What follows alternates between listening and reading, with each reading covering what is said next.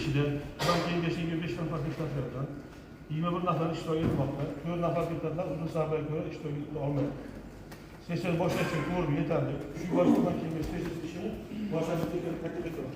Agarda boshlangan bo'lmasa, 3 ta ovoz qo'yiladi. Rozilar, qarshilar, deputatlar yo'q. Taklif ovozdan ma'qul. Sessiyani ochiq e'lon qildi. Bugungi sessiyamizda yana amaliyotlaysiz.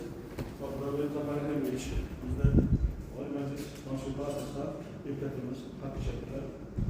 Bugungi sessiyada tuman tashkilotlarida maqomli o'rinbosarlari, tumandagi tashkilotlar, korxonalar rahbarlari, siyosiy partiya rahbarlari hamda ommaviy axborot vositalarida taklif qilinadi. Shunday, bugungi sessiyamiz ichida O'zbekiston Respublikasi hurmatli deputatlar, avvalo sessiya hokimi saylovi lozim. 11-11 saylov okrugidan deputat Qo'rg'ay Qayumov Baytlayevni sessiya konferensiyasida taklif qildim. Boshlangan bor.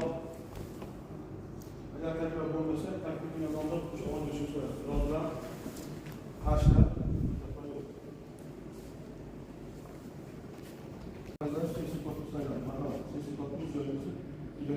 hurmatli deputatlar, endi sessiya kun tartibi tasdiqlanishimiz kerak. Sessiya kun tartibi loyihasida sizlarga tarqatilgan.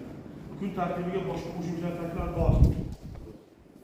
Agar yo'q bo'lsa, kun tartibini tasdiqlash masalasi ovoz qo'yiladi. Rozilar, qarshilar, deputatlar yo'q. Kun tartibi tasdiqlanadi. Sizlardan sessiya ishtiroklarini tasdiqlab olsa. Endi shunday taklif bor. Ma'lumotlar uchun 15 daqiqa, so'zli suhbat 5 daqiqa, qo'shimcha ma'lumot berish uchun 3 daqiqa. Qo'shimcha takliflar bor. Boshqa takliflar bo'lmasa, shu masalani ovoz qo'yiladi. Rozilar, qarshilar, deputatlar yo'q.